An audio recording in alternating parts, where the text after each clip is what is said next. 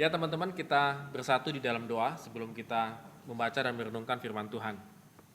Bapa di dalam surga, terima kasih pada hari ini Tuhan, siang hari ini kami boleh kembali merenungkan firman-Mu, dan biarlah Tuhan, Engkau sebagai layak yang kami puji dan kami puja Tuhan, sebagai Raja di atas segala Raja Tuhan, penguasa semesta alam ini Tuhan. Terima kasih Bapa, biarlah kiranya Tuhan, kehidupan kami pada hari ini boleh menjadi nyata di dalam Engkau ya Tuhan. Pimpin kami Tuhan dalam membaca dan merenungkan firman-Mu. Di dalam nama Tuhan Yesus kami telah berdoa. Amin. Ya teman-teman, saya akan share dulu.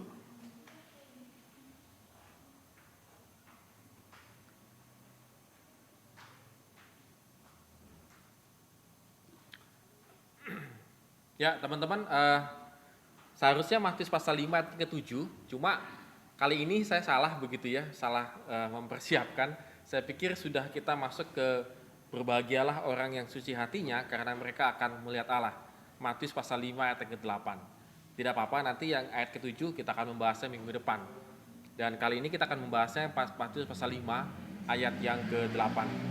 Ya, teman-teman, kalau kita berbicara mengenai apakah yang dimaksud dengan suci hatinya ini dalam perkataan Tuhan Yesus ini, maka kita akan mungkin agak kebingungan karena kita mungkin berpikir apakah orang yang saleh itu disebut orang yang suci, orang yang selalu baik dalam kehidupannya, orang yang bisa menjaga tata krama kehidupannya, orang yang sangat santun, orang yang mungkin tidak pernah marah, orang yang selalu murah senyum dan terlampau amat baik, apakah itu yang dikategorikan dengan orang yang suci hatinya? Ini memang menjadi sebuah pergumulan dan juga pertanyaan kita. Dan apakah termasuk orang yang tak pernah berbuat dosa? Sepertinya tidak mungkin. Orang yang suci hatinya dari kecil sampai dia besar, sampai dia tua, itu tidak pernah berbuat dosa. Sepertinya nggak ada, karena manusia pada dasarnya adalah develop, berkembang. Kita adalah manusia yang berkembang. Tidak mungkin dari remaja tiba-tiba memiliki pola pikiran seperti orang yang usia 40-an. Sepertinya tidak mungkin teman-teman. Jadi kadang-kadang kalau kita melihat hal ini, kita akan bertanya apakah mungkin orang tidak berdosa? Pasti dia melakukan dosa. Kenapa? Manusia itu berkembang. Ketika manusia itu berkembang, pasti dia melakukan kesalahan. Contoh sederhana, gak usah jauh-jauh deh. Waktu kita belajar jalan dulu, pasti ada jatuhnya. Nggak ada di dunia ini anak-anak dari jalan belajar dipegangin, dilepas langsung dia lari tiba-tiba begitu. Nggak ada gitu. Atau teman-teman yang naik sepeda, pasti ada jatuhnya. Nggak mungkin tiba-tiba kamu naik sepeda balap langsung balapan begitu. Diajarin 1 menit, begini, oke bisa, jeger langsung gitu. Kayaknya nggak mungkin teman-teman.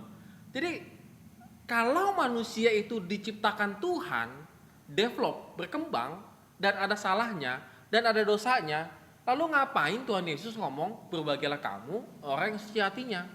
It is impossible. Gak mungkin kan Tuhan ngomong kita disuruh suci, sementara desain kerangka tubuh kita ini adalah manusia yang pasti penuh dengan kesalahan, penuh dengan dosa, selalu diambang-ambang dosa dan kesalahan begitu ya. Pertanyaannya memang ya, apakah mungkin manusia yang berdosa ini, manusia kita ini yang penuh dengan kesalahan ini, yang sangat tidak stabil ini, yang labil ini, bisa menjadi manusia yang suci hatinya? Nah teman-teman, kalau kita memahami hal ini, pastinya kita akan berpikir tidak bisa. Kalau kita memahami orang yang suci yang seperti tadi ya, orang yang tidak pernah melakukan kesalahan, orang yang selalu baik dan segala macam, tidak mungkin dia bisa menjadi suci. Teman-teman, ketika teman-teman tiba-tiba bisa menjadi dewasa, menjadi yang lebih baik, bertambah dengan usia, tetapi ketika teman-teman akan menuju lebih baik, pasti melakukan kesalahan. Gak mungkin teman-teman tiba-tiba langsung baik. Gak ada itu teman-teman. Saya pribadi, baik itu orang yang dewasa dan segala macam, pasti mereka melalui fase yang namanya kesalahan. Oh saya apalagi banyak sekali ya kesalahan-kesalahan yang membuat saya menjadi lebih baik lagi. Nah teman-teman, dalam kerangka ini kita berpikir bagaimana Tuhan Yesus mengatakan orang yang suci hatinya. Yang kita akan lihat pelan-pelan begitu ya. Ya, kata kartoite kardia dalam bahasa Yunani-nya adalah the pure in heart gitu ya. Jadi hati yang murni sebenarnya mengacu kepada Mazmur pasal 24 ayat 3 sampai dengan yang keempat. Siapakah yang boleh naik ke atas gunung Tuhan? Siapakah yang boleh berdiri di tempatnya yang kudus? Pengertian gunung Tuhan itu adalah tempat yang sangat maha kudus dalam bangsa Israel. Orang yang bersih tangannya dan murni hatinya, yang tidak menyerahkan dirinya kepada penipuan dan yang tidak bersumpah palsu. Ini bagi pengkhotbah, bagi pemazmur mengatakan orang yang murni hatinya itu adalah orang yang tidak menyerahkan diri kepada penipuan dan yang tidak bersumpah palsu.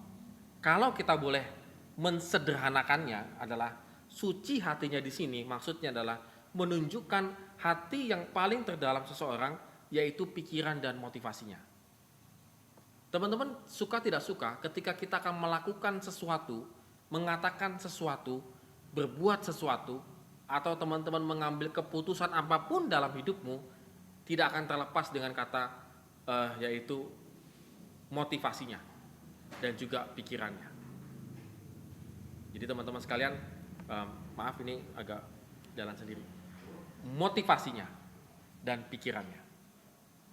Jadi teman-teman, banyak sekali kita melakukan kesalahan karena kita tidak memiliki satu pikiran dan motivasi yang di hadapan Tuhan yang sama. Suatu hari saya ketika teman-teman saya pelayanan anak jalanan begitu ya. Jadi sebenarnya saya lama tuh di pelayanan anak jalanan ya, kalau boleh dibilang hampir 10 tahun pelayanan anak jalanan. Kemudian satu hari ada yang bertanya kepada saya dan saya itu jawabnya juga agak kelabakan begitu ya. Kenapa kamu mau melayani anak jalanan? Apa motivasi Anda? Saya ditanya begitu saya bingung. Jadi ada satu wawancara yang dilakukan oleh UNICEF kepada social worker, ya pekerja-pekerja sosial. Lalu salah satunya saya dipanggil mewakili teman-teman saya yang lain. Lalu si orang bule ini gitu ya menanya ke saya, kenapa Anda mau melayani anak jalanan? Apa motivasi Anda? Padahal nggak mungkin motivasi uang, nggak mungkin motivasi kekuasaan dan lain sebagainya. Nggak ada di anak jalanan kita menemukan uang, menemukan kekuasaan dan kekayaan begitu ya. Lalu saya bilang dengan setulus-tulusnya, saya bilang, saya melayani anak jalanan karena saya kasihan Pak ngeliat dia. Saya melayani anak jalanan karena saya kasihan melihat mereka. Karena ketika mereka di jalan, ketika mereka hidupnya tidak tentu dan segala macam, saya tergerak aja begitu mau melayani mereka. Nah teman-teman, motivasi yang demikian teman-teman, yang langsung tergerak, yang selalu dipelihara. Orang itu juga agak kaget ya, ketika mendengar jawaban saya langsung melihat anak jalanan, saya langsung jatuh belas kasihan, saya langsung tolong, titik. Tidak ada dalam motivasi saya, pikiran saya itu nothing, gak ada. Pernahkah Anda melakukan satu kebaikan tanpa ada motivasi? Misalnya kalau teman-teman bantu orang gitu ya, mungkin dalam pikiran teman-teman ada yang motivasinya yang lain-lain begitu ya. Tetapi yang dimaksudkan di pemazmur ini adalah langsung tergerak. Saya langsung menolong. Tanpa berpikir A, B, C, D, E, tanpa bla bla bla bla. Enggak, langsung saya tolong aja, udah, selesai. Saya dulu paling masuk di asrama anak jalanan ya, maksudnya rumah singgah anak jalanan. Itu saya baju itu paling punya berapa setel doang gitu. Kenapa? Karena baju saya habis. Jadi ada anak jalanan yang baru datang singgah begitu, dia telanjang dada. Saya mandi, kamu nggak ada baju? Nggak ada. Nih, saya. Jadi langsung aja saya kasih gitu. Saya nggak berpikir 1, 2, 3, 4, 5, 6 gitu, langsung saya kasih. Nih, ada apa ini? Langsung saya kasih gitu. Teman-teman, pernahkah engkau memberi sesuatu tanpa ada motivasi? Ini maksudnya. Kalau gue bantu dia, kira-kira gue nanti rugi nggak ya? Kalau gue bantu dia, nanti kira-kira dia ngebalas nggak ya? Nanti kalau gue bantu dia, nah ini sudah. Maka pemazmur bilang enggak, bukan ini orang yang murni hatinya, bukan yang seperti itu. Nah, teman-teman, kalau engkau masih memiliki hati yang seperti itu, bersyukurlah Tuhan masih pimpin kita begitu ya. Nah, apa yang Anda ekspresikan itulah yang keluar dari dalam, tanpa motivasi yang aneh-aneh. Kenapa mau melayani di gereja? Ya langsung aja saya mau melayani. Ya langsung aja saya mau melayani, pokoknya saya mau melayani aja gitu. Saya tidak memiliki motivasi yang aneh-aneh. Langsung melayani. Maka ketika banyak sekali persoalan yang timbul dalam pelayanan, Dia tidak terganggu. Kenapa? Karena motivasi aslinya adalah dia melayani. Nah, teman-teman di sini yang paling susah gitu ya. Antara yang di dalam hati dengan tindakan tidak mungkin bertentangan. Apa yang Anda lakukan pada saat ini, apa yang Anda ekspresikan, apa yang kau katakan pada saat ini, itu keluar dari hatimu. Jadi teman-teman jangan pernah berpikir ini, maksud gua tuh sebenarnya begini, nggak ada. No, itu yang keluar dari hatimu, itu yang keluar dari pikiranmu. Kita seringkali melakukan klarifikasi ya. Maksud gua itu begini, teman-teman, no, nggak ada. Pemasmur mengatakan itu yang keluar benar-benar dari dalam hati dan pikiranmu. Memurnikan pikiran dan motivasi adalah proses seumur hidup. Nah, teman-teman, disinilah maksud Tuhan Yesus. Ketika engkau ingin memiliki hati yang suci, ketika engkau memiliki hati yang bersih, yang murni, maka engkau akan masuk ke dalam satu proses kehidupan, yaitu memurnikan pikiran dan motivasi. Nah, teman-teman, di sini yang paling penting sekali dalam kehidupan kita. Mengapa engkau selalu susah bekerja sama dengan orang lain? Kenapa teman-teman membangun bisnis gagal terus? Kenapa engkau belajar itu susah? Kenapa engkau bodoh begitu ya? Teman-teman harus bertanya loh, kenapa saya bodoh ya? Saya kok nggak bisa, dia kok bisa? Saya itu termasuk orang yang bodoh, dikategorikan bodoh. Karena saya kesaksian ya beberapa kali ya, bahwa kategori IQ saya itu rendah. Saya bukan kategori IQ tinggi. Saya kadang-kadang ngiri ngeliat teman saya kok dia belajar kok bisa. Padahal sama-sama makan nasi, makan mie goreng, mie rebus, sama begitu ya. Kenapa dia bisa? Saya kok nggak bisa? Teman-teman, ini adalah sebuah proses development kata Tuhan Yesus yang selalu bertumbuh dan berkembang. Nah teman-teman, kalau teman-teman dan saya ingin menjadi yang suci hatinya kata Tuhan Yesus, bisa, asalkan engkau masuk ke dalam pemurnian motivasi dan pikiran. Nah, bagaimana sih caranya? Yang tadi saya bilang teman-teman, sederhana aja. Ketika engkau membantu, bantulah dengan tulus. Ketika engkau mengerjakan sesuatu, tanggung jawabmu, tugasmu, kerjakanlah dengan tulus. Tanpa ada motivasi apapun. Itu yang disukai oleh Tuhan. Orang yang setia dengan proses ini, pasti akan melihat Tuhan karena ia diselamatkan. Nah teman-teman, ada orang yang berbuat baik supaya dia melihat Tuhan. Ada orang yang sengaja ya saya bilang lah berbuat baik supaya dia melihat Tuhan. Ajaran kita bukan ajaran perbuatan teman-teman. Saya mohon maaf, kita bukan seperti Buddha suci. Kita kalah dengan Buddha suci. Buddha suci yang selalu mengatakan begini. Mereka mengajarkan kasih, tetapi kami melakukan kasih. Wah, itu kan luar biasa ya, menghantam Kristen ya. Jadi mereka langsung acting, bergerak dengan melalui perbuatan. Sementara kita seolah-olah hanya bicara masalah iman kosong, iman yang melompong. Ketika engkau susah, teman gerejamu nggak bantu engkau. Lalu engkau mengatakan, mana orang Kristen, mana orang gereja yang bicara kasih, yang bicara iman di gereja, itu hanyalah omong kosong belaka. Sementara aku punya teman yang beda agama, ketika aku sulit, dia berbuat sesuatu untuk memberikan sesuatu, lalu aku bisa percaya kepada dia. Nah, teman-teman, di sini namanya proses pemurnian. Teman-teman, saya boleh dikatakan dalam pelayanan berapa kali saya kecewa? Banyak. Berapa kali saya mengatakan saya menyesal ya pelayanan? Banyak. Berkali-kali, bukan 1, 2, 3 kali teman-teman. Ketika saya merintis satu pelayanan sampai 10 tahun, satu pelayanan dari 0 sampai berhasil dan sukses sampai detik ini pelayanan itu sukses, saya ditendang. Saya nggak dianggap. Bahkan kalau ketemu secara langsung seolah-olah saya itu disappear, menghilang. Padahal dikategorikan saya itu adalah termasuk pendiri dari pelayanan itu. Apakah saya akan langsung mengatakan demikian? Mana teman-teman saya yang dulu pelayanan bersama-sama dengan saya yang katanya orang Kristen yang setia di dalam gereja, tetapi ketika ada masalah saya ditendang begitu saja. Teman-teman, saya pernah mengalami hal demikian. Maka Tuhan mengatakan bahwa orang yang setia dalam proses pemurnian pikiran dan juga motivasi kita dalam hati kita, itu adalah orang yang suci hatinya.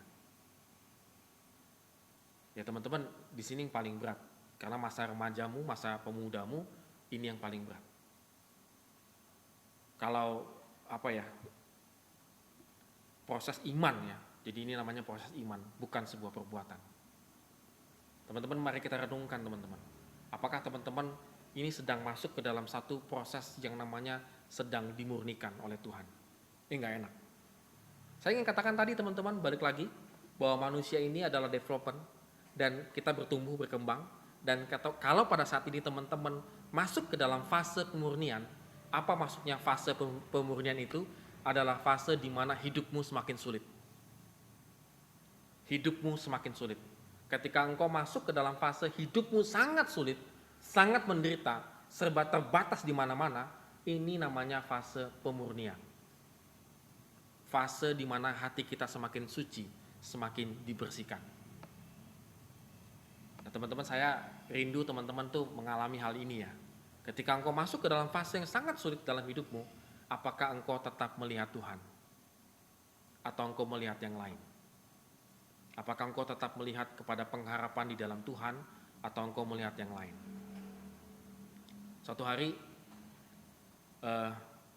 keluarga kami itu, keluarga saya ya, papa saya itu kan kena kanker otak. Abang saya itu nomor 1 bekerjanya, gajinya sangat kecil. Abang saya nomor 2 juga sama. Saya belum bekerja karena saya masih kuliah. Mama saya hanya ibu rumah tangga. Saya masih punya adik perempuan, masih sekolah SD. Suatu hari saya nggak punya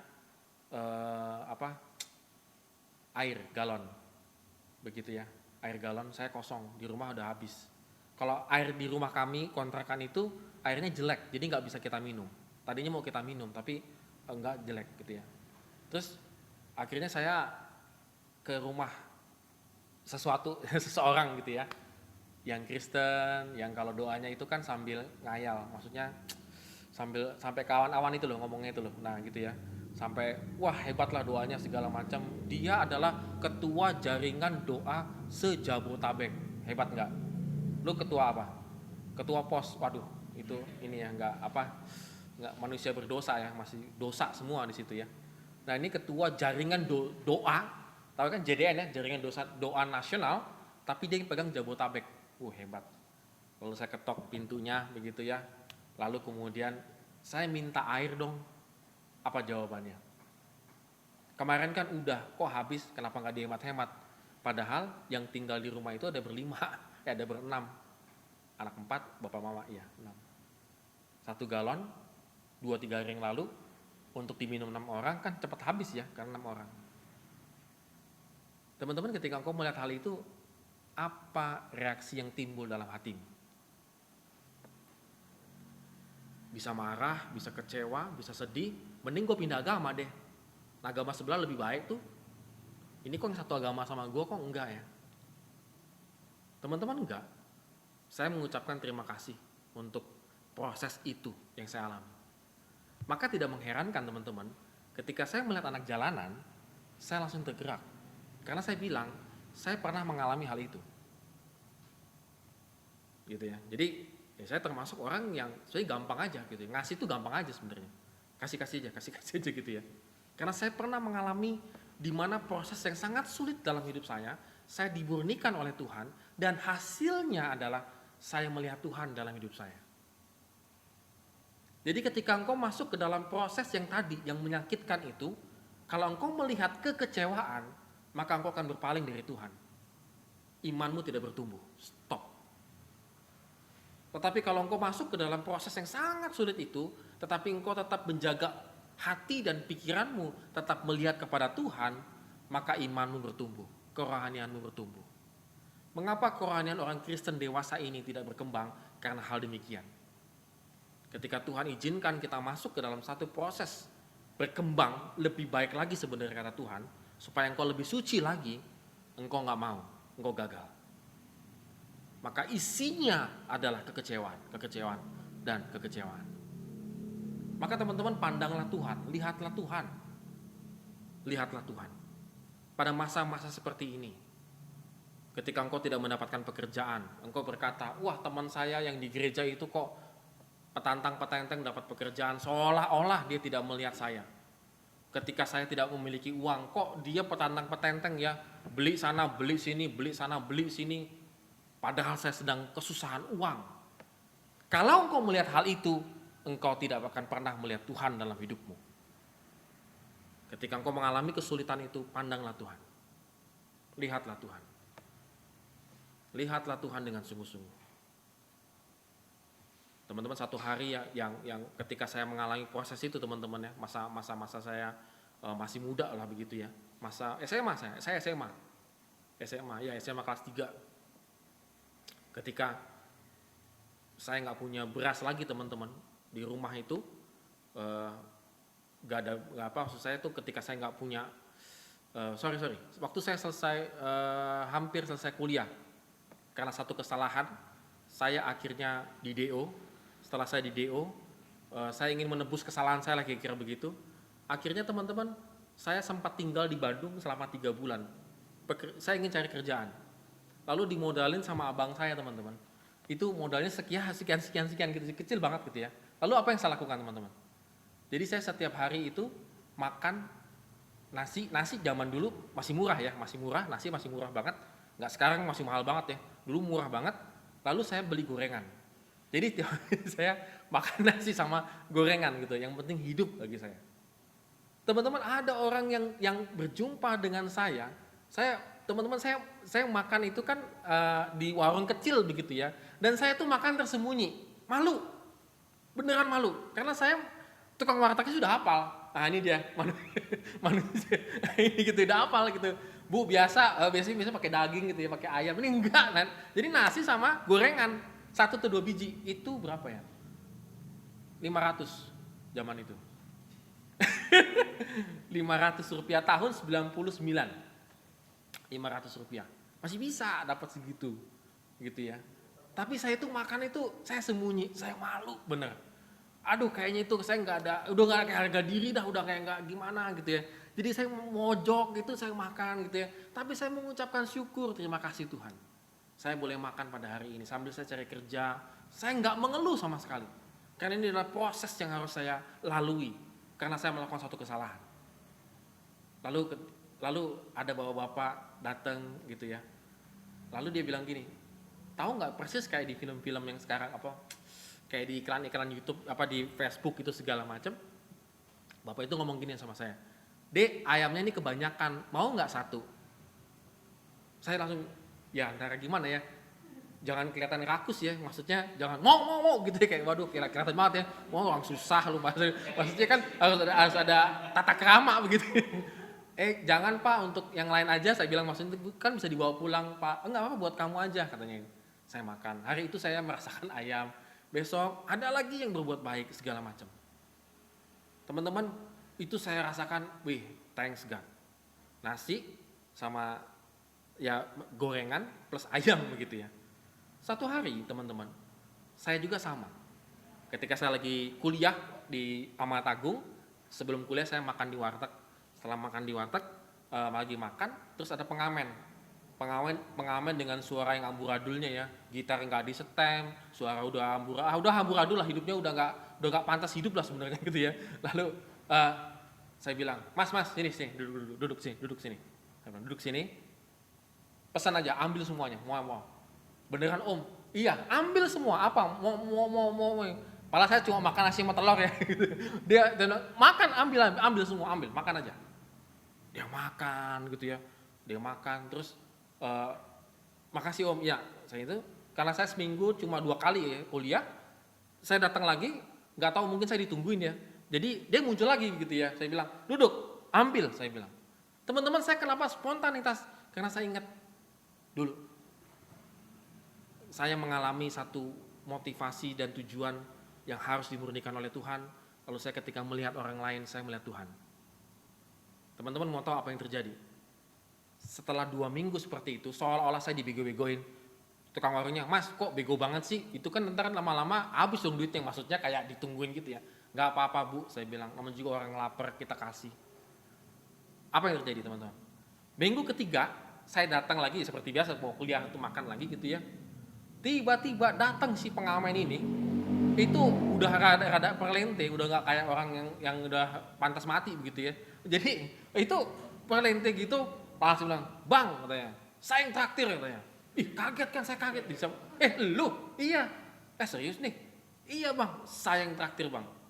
Pilih bang, ngomong mana? Wah, gantian gitu. Serius nih? Wah ini, muka miskin saya langsung keluar gitu ya. Serius nih? Wah, langsung saya pilih. Kenapa? Saya bilang, "Makasih bang, saya 2 minggu kemarin saya kesulitan uang bla bla bla bla. Saya sekarang sudah pekerjaan." Teman-teman, saya ngeliat itu tuh pengen nangis ya rasanya. Aduh Tuhan, beda agama. Saya tidak langsung mengatakan udah pindah agama gua, enggak. Yang penting dia melihat Tuhan dalam hidup saya. Dan cuma abang doang nih yang ngasih saya makan. Padahal saya waktu itu waktu pertama kali dia butuh lapar, dia sengaja nyanyi di situ untuk supaya makan. Teman-teman, kalau engkau menghadapi kesulitan pada hari ini, kesulitan hidup, ingat Tuhan Yesus ngomong, "Berbahagialah orang suci hatinya." Hatimu sedang disucikan dan engkau akan melihat Tuhan. Tetapi kalau engkau menemukan hari ini engkau kesulitan sangat berat, tapi engkau melihat kekecewaan, engkau melihat iri hati, engkau hanya melihat maki-makian dan lain sebagainya, engkau tidak akan pernah melihat Tuhan dalam hidup kita. Oleh karena itu teman-teman sekalian, mari bersama-sama kita murnikan hati dan pikiran kita untuk bisa melihat Tuhan. Amin. Kita berdoa. Ya Tuhan, terima kasih kami boleh kembali Tuhan merenungkan firman-Mu. Walaupun sangat sederhana Tuhan, tetapi kami juga tidak sanggup Tuhan untuk melakukannya. Kami berdoa Tuhan, biarlah kiranya Roh Kudus-Mu Tuhan yang memurnikan hati dan pikiran kami Tuhan. Tolong kami Tuhan ketika iman kami sedang goyah, sedang jatuh Tuhan. Kami berdoa Tuhan, biarlah kiranya kami boleh mengalami proses pemurnian Tuhan di dalam Engkau. Kami berdoa Tuhan untuk teman-teman kami yang kesulitan keuangan, kesulitan pekerjaan, bahkan kesulitan di dalam melaksanakan kuliahnya ataupun pendidikannya Tuhan. Kami berdoa Tuhan, biarlah teman-teman kami Tuhan tetap berharap dan melihat kepada Engkau ya Tuhan. Kami mohon juga Tuhan, beri kami semangat, kekuatan dan pengharapan Tuhan untuk melalui kesulitan kami Tuhan pada hari ini Tuhan. Kami tahu Tuhan, pandemi ini masih panjang, tapi kami mohon kepada Engkau, biarlah kami boleh tetap tegar Tuhan untuk melalui hari-hari kami Tuhan dengan hati yang murni, motivasi yang murni di hadapan Engkau ya Tuhan. Terima kasih Bapa di surga. Di dalam nama Tuhan Yesus kami telah berdoa. Amin.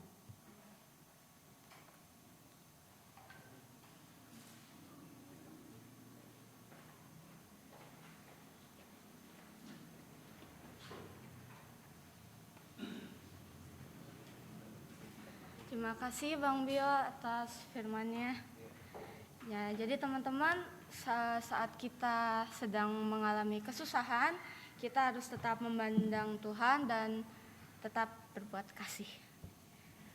Buat persembahannya bisa transfer lewat bank BCA dengan nama Satriani Sinukaban dengan nomor rekening 0710095906 atau uangnya bisa dimasukkan ke dalam amplop di masing-masing keluarga lalu diserahkan ke kotak persembahan Gereja Kristus Rawa Permai pada pukul 5 sampai jam 7 malam.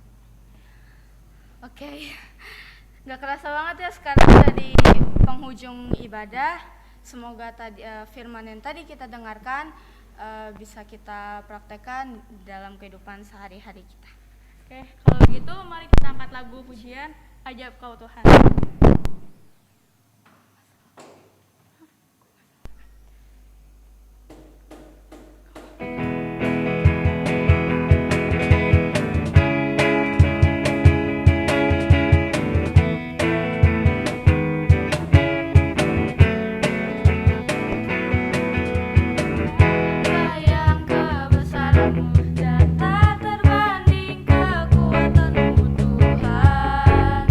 Kau megah baik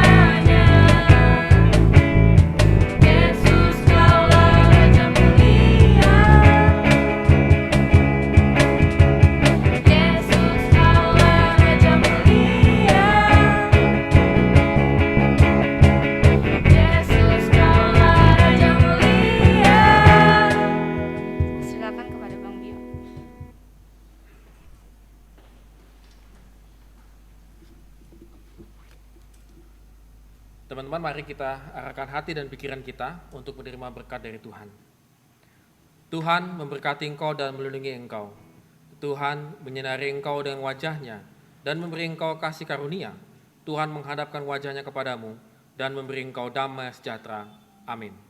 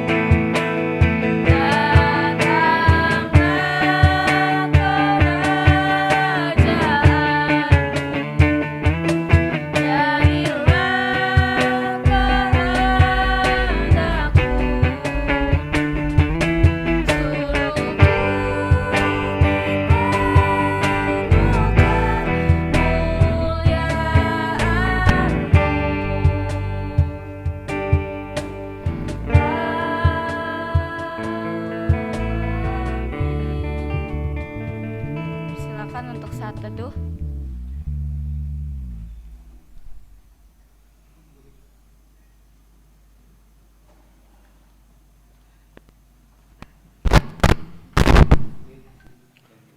Ya teman-teman, selamat hari Minggu untuk semua. Terima kasih boleh bergabung di ibadah Youth, ibadah remaja dan pemuda, yang kami mewakili pengurus pemuda dan remaja menyambut teman-teman yang baru pertama kali hadir kali ya. Saya nggak tahu ada yang hadir, kira-kira ada yang pertama kali hadir? Bacon ya? Bacon kali ya? Ada Bacon ya? Udah pernah? Oh, serang. Oke. Ya, teman-teman, karena ini sebentar lagi pergantian kepengurusan, jadi nanti jika teman-teman akan dihubungi oleh saya maupun pengurus yang lama untuk terlibat aktif di kepengurusan yang baru, kiranya teman-teman sangat bersedia begitu ya, karena situasi sebentar karena situasi pada saat ini sangat membutuhkan untuk teman-teman boleh melayani. Dan kami dari yang pemuda remaja ini berharap bagi teman-teman yang sangat berminat di IT boleh bergabung dengan kami, baik itu dalam teknis apa saya bilang sih, teknik mixer, teknis streaming dan lain sebagainya. Teman-teman yang punya hati ke sana, tolong hubungin saya maupun juga teman-teman yang ada di pengurus begitu ya. Jadi kami membuka supaya teman-teman boleh terlibat aktif dalam streaming ini. Dan untuk siang hari ini boleh kita buka kamera untuk kita say hello dan juga foto bersama ya.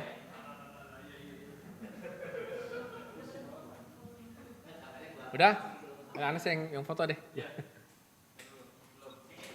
Silakan teman-teman buka kameranya sebentar untuk kita foto bersama.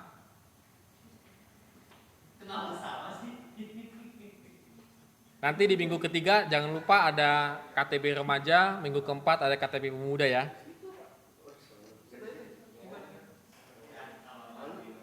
Mari membuka kameranya.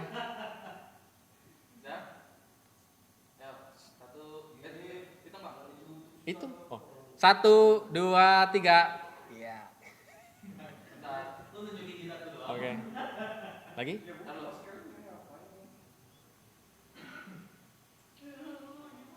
Ya. Ada? Lagi? Oke. Gaya bebas. 1, 2, 3. Oke. Terima kasih teman-teman. Happy Sunday semua. Happy Sunday. Happy Sunday semuanya. God bless you. Happy Sunday. Happy Sunday semuanya. Ya. Happy Sunday. Happy Sunday bahasa Jepang, Lydia apa? Bahasa Jepang.